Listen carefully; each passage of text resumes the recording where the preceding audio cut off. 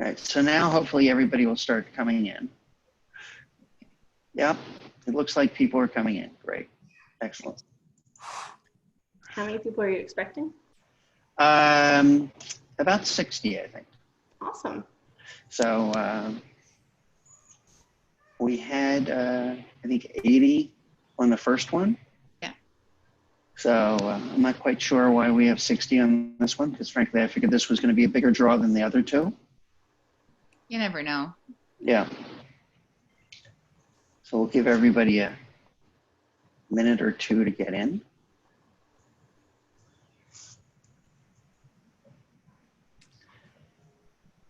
All right. Welcome, everyone, to College Solutions webinar on how to find the right college given this virtual visit.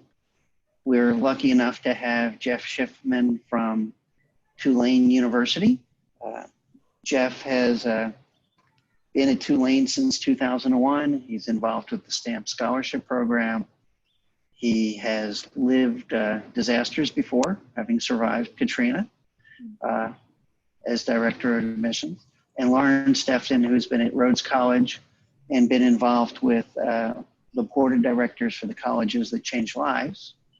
And then, of course, Margaret Bowdenay, who was at UVA in admissions for a number of years and has been running the Southern operation for College Solutions for the last decade. So welcome all. If you have a question, put it in the chat section and we'll be happy to work on answering those things. We'll start by having Jeff and Lauren speak about the challenge of finding the right college in this virtual world. And then we'll wrap up with a few slides and talk about what we're going to do for next week. Jeff, you want to start us off and sort of talk about how does one evaluate colleges in the virtual world? You at Tulane have done a lot of work in the last couple of weeks. Yes, we've been firing on all cylinders. Well, thank you all so much for having me here today. I really appreciate taking some time to attend this session. And as y'all mentioned, all these experiences that we're all going through, right now with this, uncertainty and anxiety and all these questions, I think we have a lot more questions than answers right now. But I will also say, personally for me, all of these feelings and emotions, I've actually felt them before. Because as you all mentioned, here in New Orleans, we went through Hurricane Katrina 15 years ago, and it's the same sense of, hopelessness and the same questions about, when's this going to be back to normal? Is this going to get back to normal? How could this possibly get back to normal?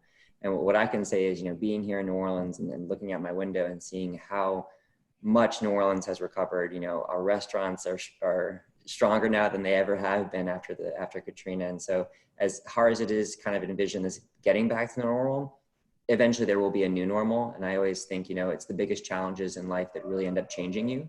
And so we're going through a lot of challenges every single day, but these are the challenges that will shape who you are and the change that you make as a human being. So we will get through this however long it takes. I can assure you that, there are places that have been through similar experiences and come out on top. So we will get there. In terms of the virtual experience, everything is virtual right now. And so in some ways it's kind of leveled the playing field. I think the biggest factor that comes into a lot of students making their college decision is the ability to visit a campus.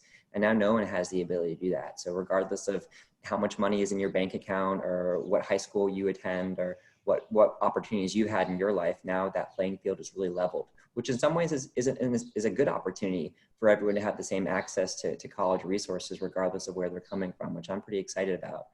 I will say every university in the country is going through painstaking lengths to put as much virtual content as they can. And so I would encourage you all to tune in to as much as you can without feeling like you're going to get burned out.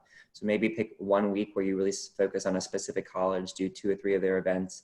The next week, pick a different college, or maybe say Tuesdays and Thursdays are your night to really check out some of these virtual experiences.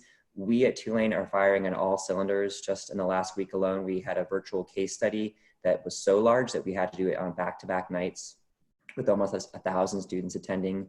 Tonight, I'll be doing a session just called College 101. So it's at 6 p.m. Central Time, and it's all about, filling out the Common App and, what you should write about in your Why Tulane essay. So what we're trying to do is provide as much information as we can, not just specific to our schools, but also about the college application process. Big questions about, what to do with SAT and ACT now that's so challenging to take those tests. Should I be writing about coronavirus in my essay? All those big questions that you have. So we're trying to be as honest and candid and forthcoming as we can be. So tune in. And I will candidly say at Tulane, when we read applications this fall, we will note the events that you made it to. So if you attended a Tulane virtual event, when I read your application, I'll see that you took the time to do that. And we're never going to penalize anyone for not being able to visit. We know that it's a weird time out there right now, particularly to be a junior in the college search process. And we're going to be as accommodating as we possibly can. The last thing I'll say is that there is no group of people out there that are rooting for you more than the folks on the college side. We know SATs and ACT options are limited. We know you have no soccer team right now and the spring musical has been canceled. So we are going to be as compassionate and understanding, and we're going to work with you every single step of the way through this process. Know that we are here as your partners and as your teammates in this process. Lauren? Welcome, everybody. Thank you so much for joining us. And I will echo everything that Jeff said. I think so much of this is interesting because it is a uniquely shared experience. Everybody across the country, across the globe, is experiencing this pandemic in different ways, but it is all a shared common experience. So it makes it maybe a little easier for all of us to have compassion for what everybody is going through. So I encourage you to take a breath. We know that this college search process is already stressful, and this is adding a different layer of stress that you probably didn't anticipate. None of us really anticipated this. And recognize that we're all in this together. I think there's something beautiful about that as well. I think so many schools started with virtual tours, and this experience has really forced us to all create different kinds of virtual content. And so Jeff is right. Never has it been easier to sit in your living room or in your bedroom and explore a college, not just what do the buildings look like, but truly understand the culture, the context of a school. Take advantage of the opportunities to connect with current students, with faculty, with staff members. In some ways, you get to have a more robust college connection experience than ever before just by stepping foot on campus. I feel like in previous years as sophomores and juniors, you might have spent spring break touring colleges, and half of your visits might have been what we refer to as drive-by visits, where you see the campus from the outside, you kind of wave hello and go, I think I got a feel for the buildings. Now you have the chance to virtually connect with so many different current students and staff members from not just your routine offices, but offices of people that you'll interact with on a daily basis as a student that you wouldn't necessarily have thought to connect with during an actual physical campus visit. So take advantage of those, because that's how you're going to understand more of a culture of a campus life, not just, oh, these are pretty buildings, or I like the city or the town or the space that this campus is physically located in. I think that's a really good point, Lauren. Your best resource right now is going to be our current students. Like, Lauren and myself and Margaret, colleagues from UVA, Rhodes, Tulane, we're all sending out great content that we want you to see. But one of the most authentic experiences you're going to get is by interacting with our current students. And I'm telling you, they are dying to talk to you right now. They are just as bored as y'all are. They are sitting home alone in their living room, having to deal with their little brother and their parents. And what they would love to do is jump on the phone for an hour and talk about the place they miss so badly with you. So don't just reach out to admission reps, but ask admission reps, hey, do you have a list of your ambassadors that I could reach out to? A lot of us have really robust websites. Ours at Tulane has a list of all 200 of our tour guides. You can filter it by hometown and major, and people involved in Irish dance, and people who are involved in our service dog program, and filter it down and say, hey, I'd love to jump on the phone with you for an hour. And not only that, you've really got an authentic experience, but mention that in your why Tulane, or I don't know if you all at Rhodes do a why Rhodes statement, but this is a perfect opportunity for you to say, hey, during quarantine, I picked up the phone, I had an hour-long conversation with a kid who was a junior from my hometown, and that's the reason why I'm applying. That's the type of stuff we love to hear about. Take advantage of these events that are all happening in random times. I think Jeff's advice about picking specific days or specific weeks to focus on a college is a really good one, so that you don't get burned out on this process. Similarly, we've always given the advice to families to maybe pick one day a week that is when you talk about college, so that you don't anticipate or you're not fearful of a parent bringing up the college search process every time you get in the car and the doors lock automatically when the car gets into drive, and then you're trapped into this conversation that you may or may not have wanted to have. So think about that just in general as you're talking with as a family about college search, that you designate a certain time of week or certain times during the week to speak about college. But do that for yourself as well when you're exploring those college options. But there's so many interesting, unique events that colleges are putting on virtually, from phone call events to Zoom webinars to academic open houses. There's something happening, it feels like, every single week. And some of those are geared towards seniors, but a lot of them are open to all students to explore a college search. Many colleges are putting on virtual high school visits, and they're reaching out to your counselors to offer different programs about essay workshops or case studies like Jeff mentioned, but they're also able to do virtual information sessions. And the virtual tours are taking an interesting turn as well. I think you can always visit a school through Google Maps and whatever the virtual tour opportunity is on a college website. But then there are other resources through random Google searches or YouTube videos for you to take advantage of those virtual tour opportunities. It may just be a current student kind of walking you through what their experiences were. It might be through a Zoom webinar where you're looking at a map and talking about different buildings and different memories that students have had while they're on that campus. But take some time to kind of fully explore not just the links on an admission page, but also other resources that you might find as well.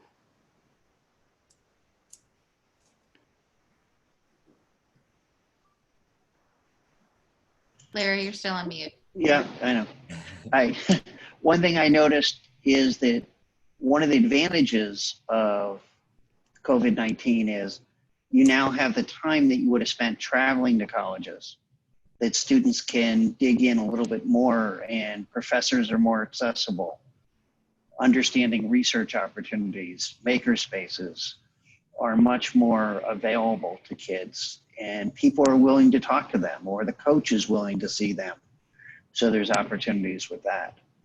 How do students get to know about the non-academic experiences on a college campus if they're remote? That's a great question, Larry. And every school is going to do it slightly differently, but I think given the circumstances, most schools have tried to make their virtual visit experiences upfront and in glaring letters on their homepage, on their website. At Rhodes, you'll find a big red button that says virtual visit. And when you click on that, you get the chance to register for everything from meeting with a faculty member to requesting an individual meeting with about 13 different staff members on campus, depending on your variety of interests. You can request to meet with a coach. You can request to sit in on a class. And then our campus visit coordinators curate a special, unique virtual visit with an itinerary that's made just for you based on your selections and your preferences.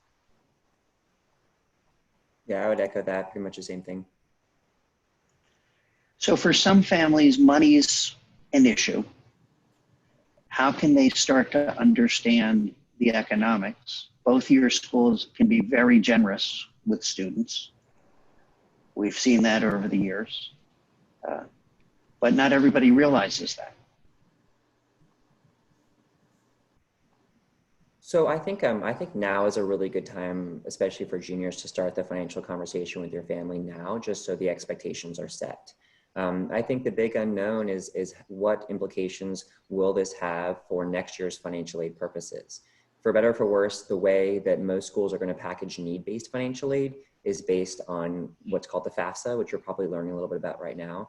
And the FAFSA does take into account anything that's going to be going on with losses because of COVID-19. But unfortunately, that won't take effect until next year's taxes, when your family will report what losses they've had on their tax returns, which then goes into play with need-based financial aid. So from where you're positioned right now, if you're a junior, that's actually good for the upcoming year to be able to take some of that into account. But it is important. I had an email today from a student whose mother is the manager of a Boston market, and it's been closed and she's on furlough. And I mean, those are things that are really going to have an impact on your financial aid for next year.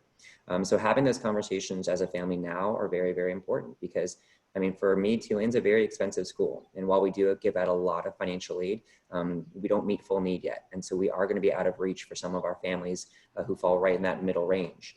With that said, though, we try to be as generous as we possibly can. It's important right now to make the note of the difference between need-based financial aid and merit-based aid. Merit-based aid is very much in your control right now. So how you're performing in class, what types of grades you're getting, what type of application you're putting forth, that's where merit-based aid is going to come into play. And then, of course, separate from that is need-based aid, which is based on your family's ability to pay for that institution. Going into your college search, this is a particularly good time and good reason to be building those relationships with your admission counselor, because we can help serve as your best resource for information at our own particular institutions. And oftentimes we can serve as your advocate as you're walking through those financial aid questions. We can't wave a magic wand and make money magically appear. We wish we could do that, but we certainly want to be able to give you the information so that we can put your best foot forward in terms of financial aid packages. I think we all recognize that the uncertainty in terms of finances, what's affecting students and families today and what next year is going to look like. We all know that your savings accounts are taking a hit, as well as any 529 plans. We also know that your income levels might be wavering and uncertain depending on your parents' career paths as well. And so we have to take all those things into consideration. We're still working with limited financial aid budgets within our own institutions, but we can certainly do the best and try to have as much grace and compassion in the admission process as well as the financial aid process. But it's important for you to share those questions, share those concerns with your admission counselor at each of the schools you end up applying to, because there may be additional scholarship opportunities or processes that can help us better understand your own personal circumstances. And having a wide range of schools right now is a good idea. I mean, it is very important to apply to schools that you know are going to be financially possible for you, regardless of the size of the merit package. So whether that be an in-state institution or whether that be a bigger state school, it is important to have a wide range of schools, because what you don't want to do is in April of next year, when you're making that final choice, a lot of your choices are going to be financially out of reach and it's limiting you and your options. So now is a good time to really, especially in the wake of everything that's going on, cast that wide net of schools you're considering applying to. Again, I echo Jeff's advice completely, and this is a good time as families to have those conversations. This is also a good time with your college counselor to have those conversations as well, because oftentimes the price tag you're going to see on a school's website is not necessarily the price that you're going to pay. So don't be scared by a particular price tag, but make sure you have a full understanding of what's reasonable for your family, and it helps when your college counselor knows that information as well.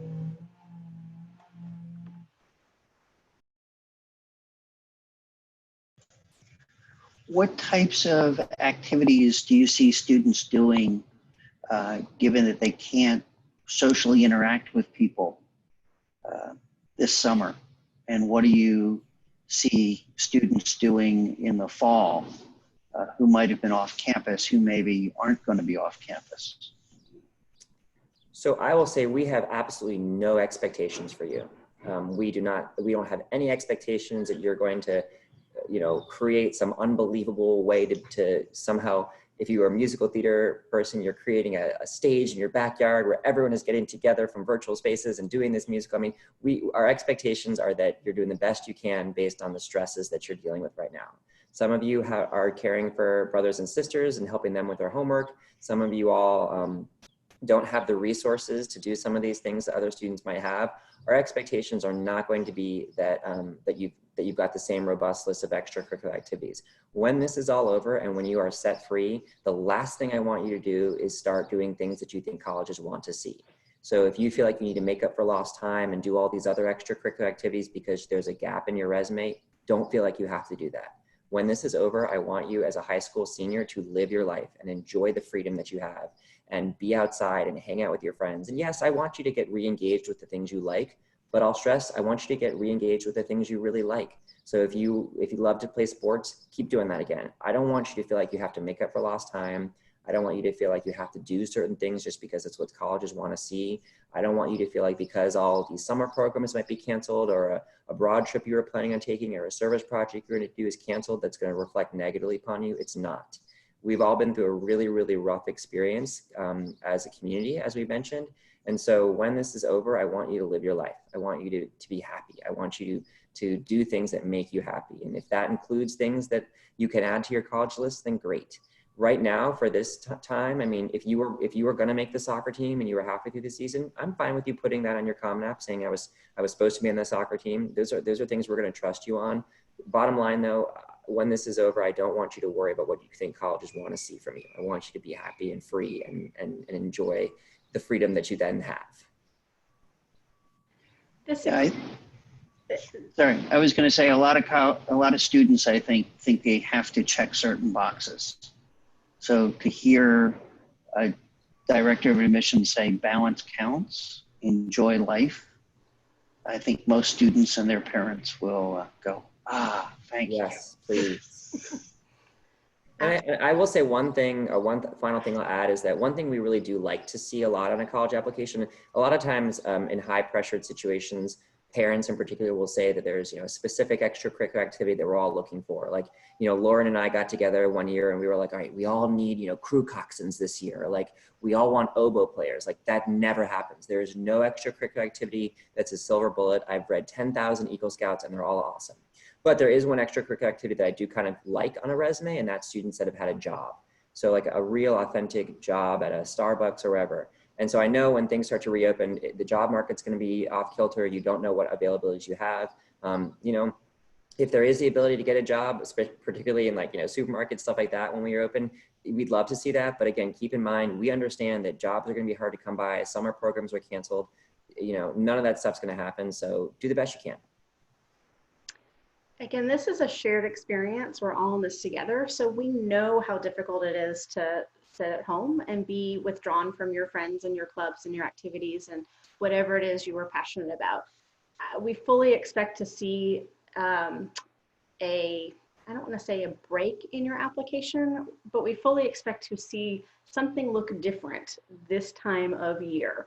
And it's going to look different for every single student because some of you are taking care of family members, some of you are picking up new hobbies and diving into books or movies or crafts or baking or things that you never even imagined that you would have the time and freedom and flexibility to explore. And so hopefully some of this cultivates some passions that you didn't realize you had, because I think by taking away a lot of our daily life routines right now, we're able to explore new interests and new ideas. And the college search has always been a process of self-reflection. You have to reflect upon your interests, your values, your hopes, your dreams first, before you can figure out where the next 4 years of college might lead you. And sometimes I think under the old way of life, we were so busy trying to be involved and pack those resumes and that we never gave ourselves that time for self-reflection that's so important. So if anything, hopefully this will give you a little bit more time to breathe, pause, think about who you are, who you want to be, where you want to be in the next couple of years. And that will manifest itself naturally in new activities or new thoughts or new interests once the restrictions are lifted and you're able to fully explore yourself. So take this time to breathe, take this time to do that process of self-reflection and have the freedom to explore some of those new interests that maybe you never would have thought of as an actual thing to add to a resume or add to a student application. Because I know a lot of our staff are doing that exploration as well. We expect to see students do that, and that's okay. And honestly, if you are feeling so inclined to get creative with it, by all means, like if you love to play the guitar and you want to go on your Instagram live twice a week and teach people a couple easy chords on the guitar, do it. Like if you want to make some sort of makeshift cooking show in your kitchen because you love to cook and you want to film that, do it. If you want to be the next Bob Ross and like do painting in your living room, although many of you might not know who Bob Ross is, he's a legend, but you can do that. So get creative with it if you want to, but don't feel like you have to be doing certain things. I want to address a couple of these questions coming in. The first one says, it sounds like it will not be as important in years past to fill out all 10 activity fields. I want to address this one big time. It has never been important to fill out all 10 activities field. Applying to college is not checking boxes. In fact, I find it to be a pet peeve of mine when students feel like they need to fill out every single one of those 10 blanks. And so we've got students that will list every single time they were a different role in a musical, or every time they donated blood, or cut off 6 inches of their hair for Locks for Love. Those are wonderful things to do, but we don't need a laundry list of things. So it has never been important to fill out all 10 of those things. In fact, I'd rather see 2 or 3 or 4 really strong things that you love to do, that you're pretty good at, and that you might do when you arrive on our college campus, rather than the laundry list. So please, please don't feel like you need to fill out all 10 of them. The other question is, in lieu of paying jobs, do professional internships count, or does a paying job count more? First, I wanna not to be negative, but I do wanna address the word count because there's nothing that counts more or less. So it's not like we have this big pie chart that says it counts this much if you're an Eagle Scout, but only this much if you made it, one level below Eagle Scout. Or there's no counting. It's one of the biggest myths in the world of college admission is that everyone must be well-rounded. So each student has to be perfectly well-rounded. The reality is, for folks like Lauren and I, it's our job to build this well-rounded class of students. So maybe we do have a kid that's had a great summer job, and over here we've got another kid who did a really great internship. One doesn't count more than the other. It's all about the individual experience the student has had and what type of opportunities they've had available to them in the context of the privilege that they might have had to do specific things. But at the end of the day, we want students to take time to do the things they enjoy and worry less about what they think counts or how many blanks they can fill out on the extracurricular list. I know that's easier said than done, but you heard it here first. There are also some questions about test optional and grades, and I don't know that this is the webinar that's supposed to address that, but I know it's on your minds.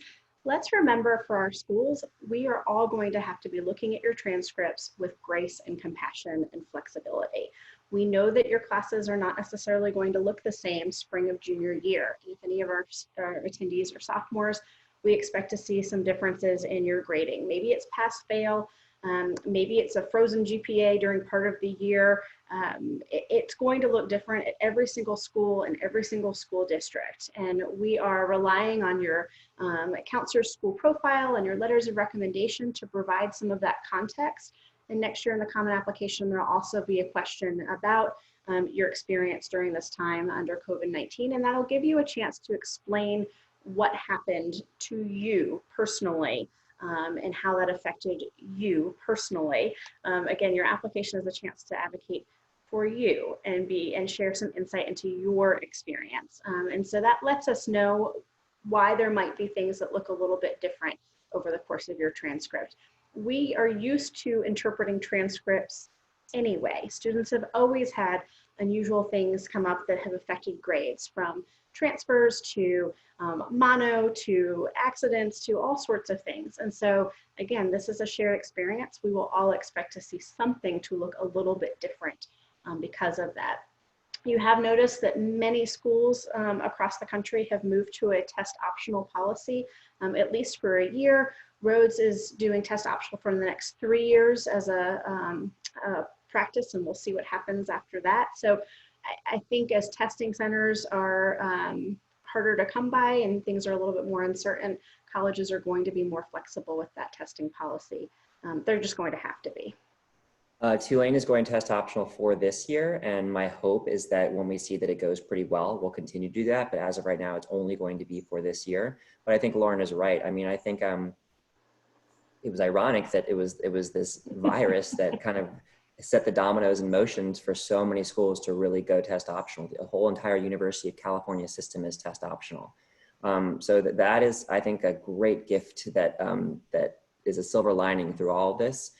I do see some questions about, if colleges aren't considering SAT or ACT, how are they going to affect students who study in center schools like TJ where getting an A is difficult? We get that. It is our job as admission professionals to understand curriculum. It's our job as admission professionals to know what theory of knowledge is in the IB program, or to know the difference between BC calculus and AB calculus. I mean, that's what we do for a living. So as much as your parents know about their job, that's the amount of useless knowledge that Lauren and I have about American high schools and high schools around the world. That being said, there's thousands of high schools out there where students say, hey, my high school's really hard. Do they know that? And yes, we do give credence to that. And we know, there are schools out there that are very well known for their rigor. And there are schools out there where, 90% of the class has over a 95% average, looking at you, some high schools in Long Island. But point being, we really do, we look deep into these transcripts. We look deep into your teacher's letters of recommendation. We understand how hard you're working.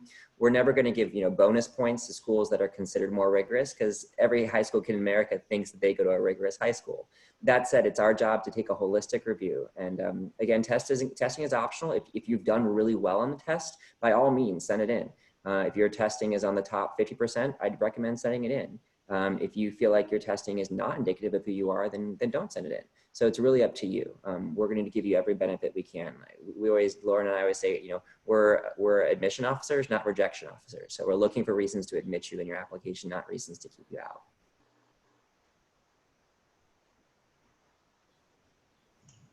Thank you both for joining us. Lauren Sefton, the Assistant Senior Director of Admissions at Rhodes College, and Jeff Schiffman, the Dean of Admissions at Tulane University.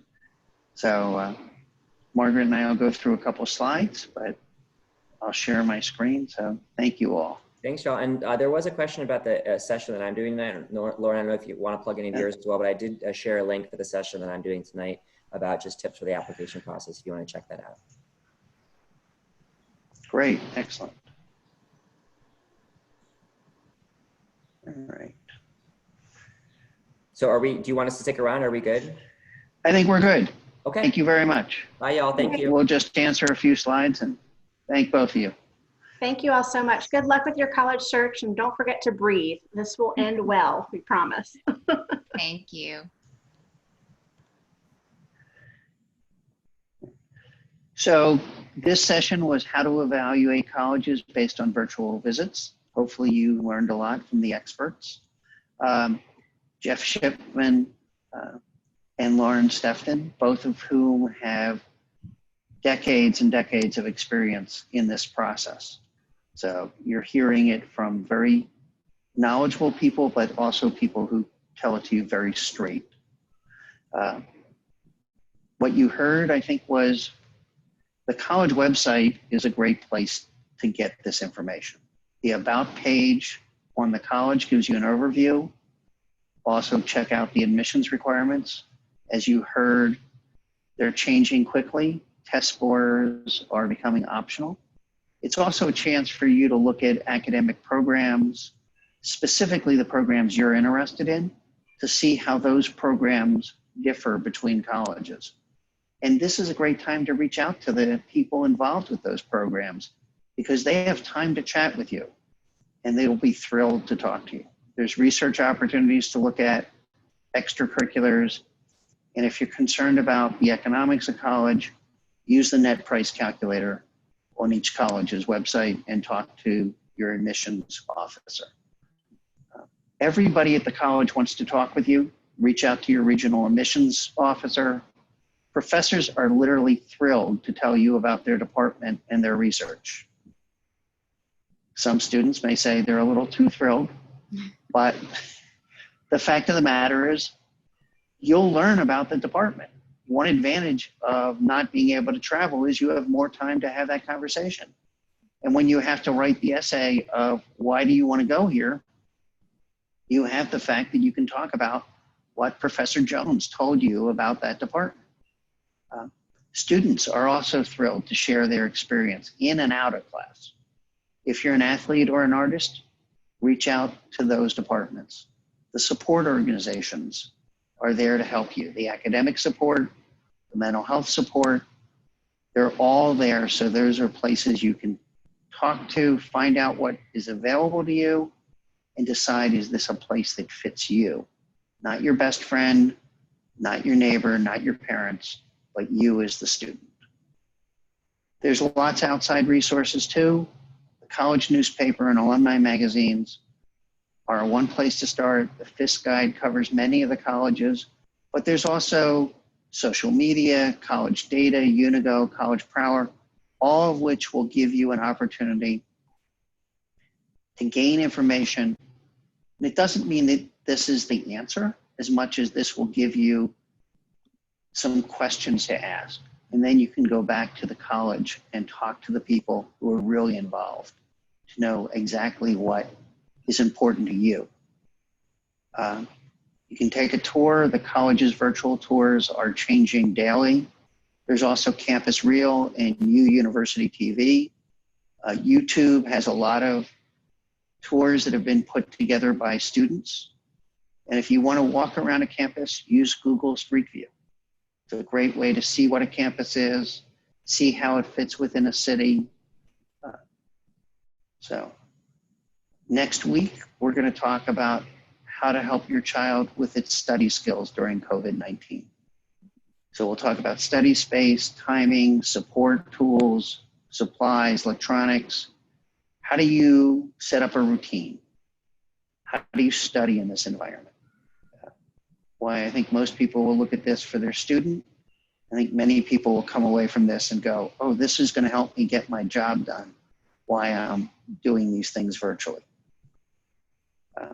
So I would encourage you all to register for that. We'll put that up and we'll send everybody a link to this video of our webinar with a link for next week's webinar for you to sign up.